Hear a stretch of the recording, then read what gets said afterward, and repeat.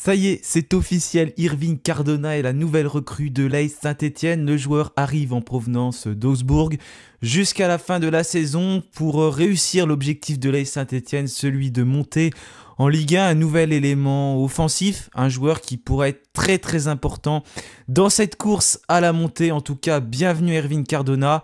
On attend beaucoup de lui, bien sûr, du côté de Saint-Étienne. Je vais vous présenter le joueur avec quelques petites infos également que j'ai réussi à avoir. Donc, je vous propose de dresser le portrait d'Irving Cardona tout de suite. C'est parti!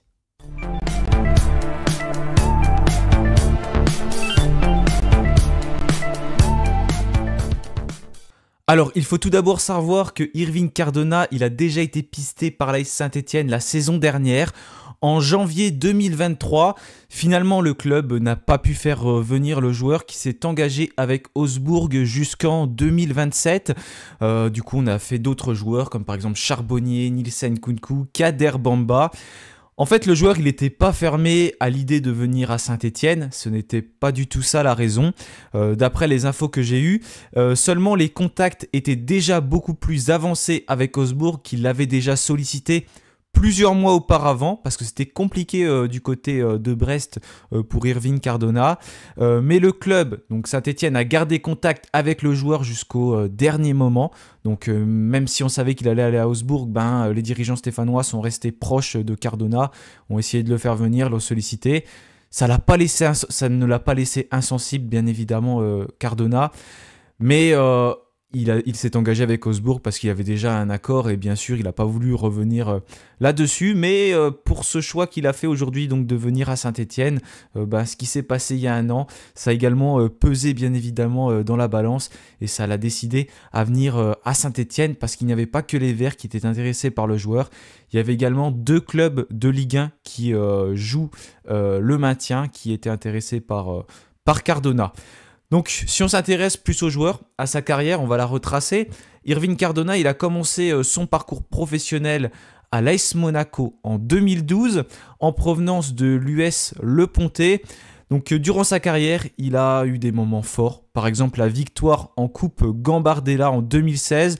Il a même marqué lors de la finale, tout comme un certain Kylian Mbappé qu'on connaît tous aujourd'hui. C'était deux jeunes joueurs donc, qui évoluaient à Monaco en jeune en même temps. La même saison, il a même terminé meilleur buteur des U19, 15 buts en 19 matchs.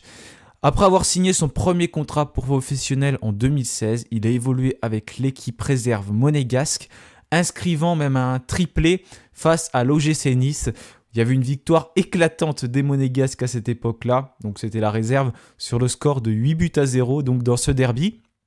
Un an après avoir signé son premier contrat professionnel, Cardona, il a été ensuite prêté au Cercle Bruges. Il a joué un rôle décisif dans la montée du club en Jupiter Pro League. Il a notamment été buteur et passeur pour le match décisif. Son prêt, il a été reconduit durant la saison suivante. Il a été très efficace avec 38 matchs joués donc dans ce club pour 15 buts et 8 passes décisives. Donc un joueur qui avait de très belles stats.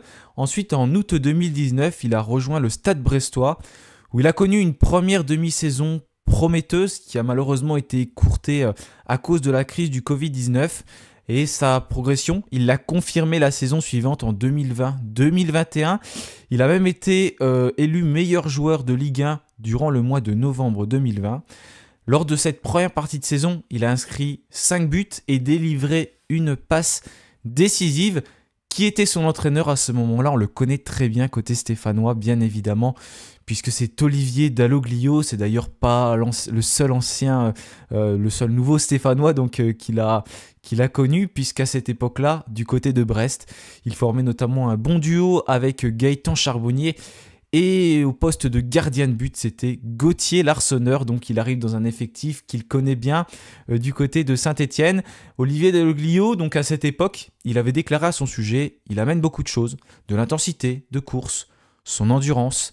Il porte le danger, il pèse, donc des qualités qu'avait déjà loué Olivier Dalloglio à ce moment-là. Saint-Étienne recherchait un attaquant qui est assez percutant. C'est ce qu'avait décrit donc Olivier Dalloglio et je pense que même si Saint-Étienne était... je pense, déjà dessus avant qu'Olivier Dalloglio arrive. Bah, c'était le cas puisqu'on l'avait contacté l'année dernière. Je pense que le fait que le nouvel entraîneur des Verts soit arrivé, ça l'a conforté également dans l'idée de venir. Et puis Olivier Dalloglio, il a dû avoir son mot à dire également, comme il le connaît très bien. Entre 2019 et 2023, il a réalisé 3 saisons et demie complètes. Il est resté un moment du côté de Brest.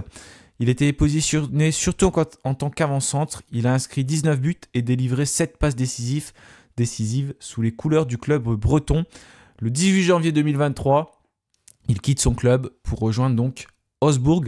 À ce moment-là, il a pris un nouveau virage dans sa carrière en partant du côté de la Bundesliga où il s'est engagé jusqu'en 2027. Alors, si on en revient sur ces derniers mois, c'est moins glorieux pour le joueur. Je vais vous apporter quelques précisions parce que j'ai pu glaner des informations. Le joueur, il vit des derniers mois compliqués. Il enchaîne entre blessures, non-sélection dans le groupe. Cette saison, notamment, il n'a joué qu'une cinquantaine de minutes en Bundesliga.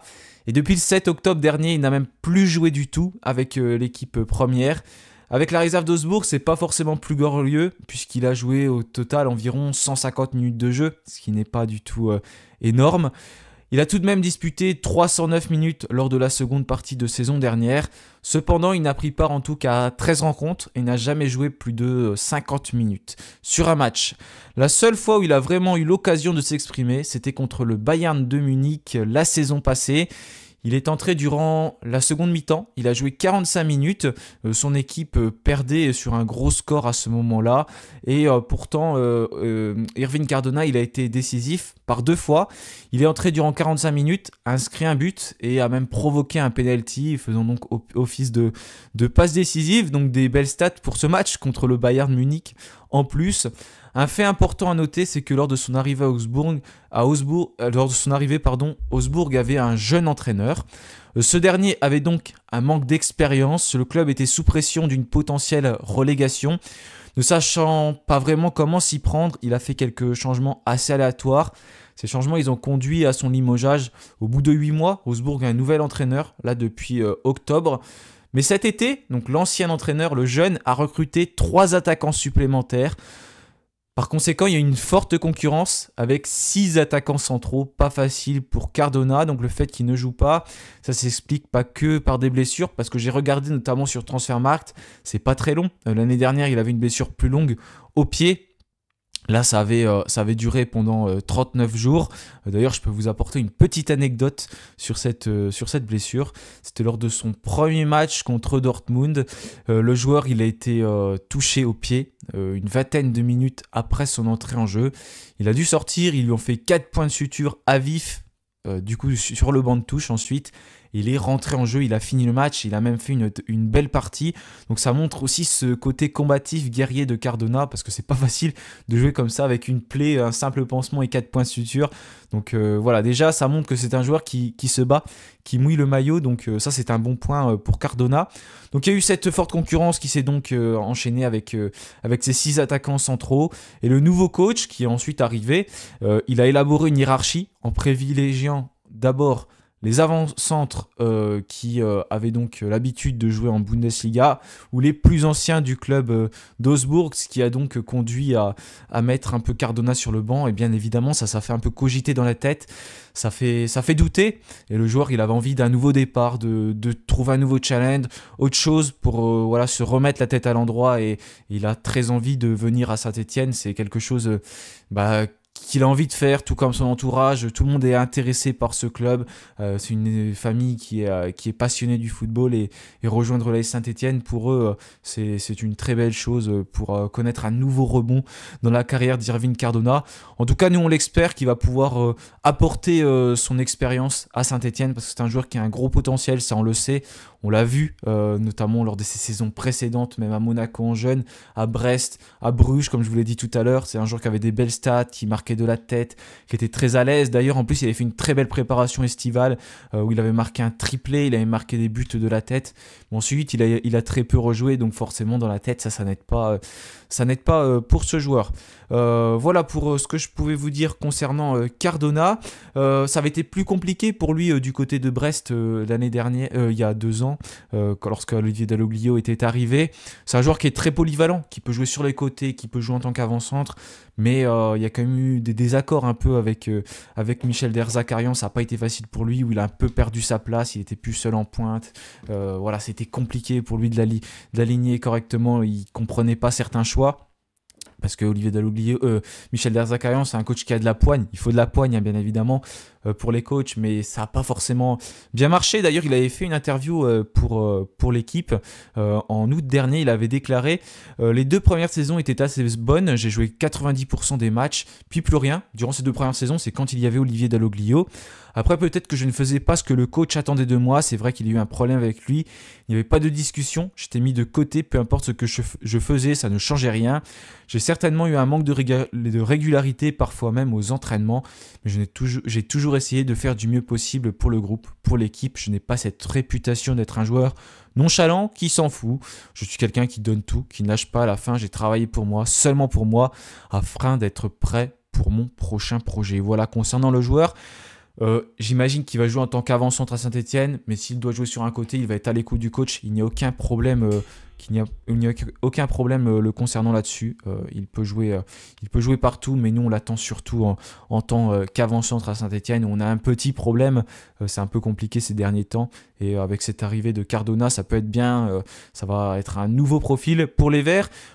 Pour terminer, j'avais aussi interrogé un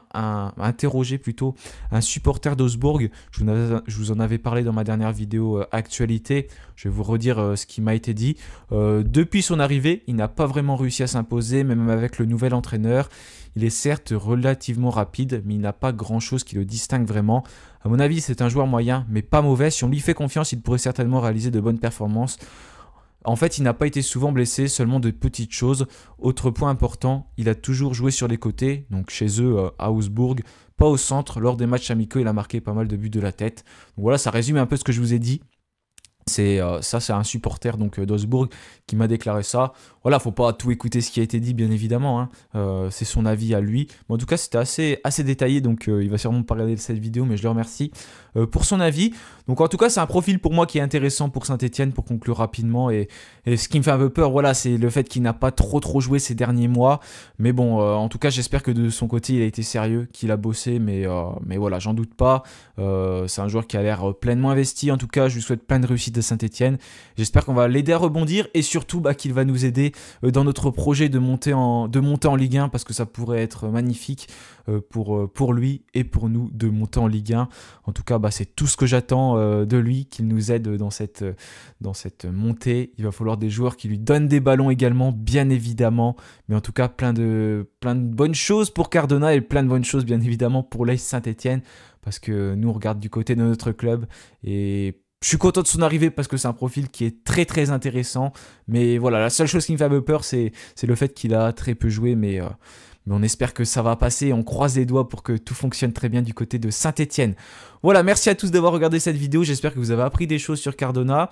Si vous le connaissiez déjà, est-ce que vous avez appris des choses? N'hésitez pas à le dire en commentaire. Si vous ne le connaissiez pas, est-ce que ça vous a aidé? Et si vous voulez apporter un complément d'information, n'hésitez pas. Je lirai tous vos commentaires comme d'habitude. En tout cas, une belle recrue pour les Verts. Ça fait plaisir et on espère que tout va bien fonctionner pour tout le monde et qu'on va bien finir cette saison 2023-2024 avec une montée en Ligue 1. Mon plus grand souhait, bien évidemment, pour cette saison, comme je vous l'avais évoqué dans ma vidéo pour les vœux de 2024. Voilà, merci à tous d'avoir regardé cette vidéo. On se dit à la prochaine et bien évidemment, allez les Verts. Salut à tous.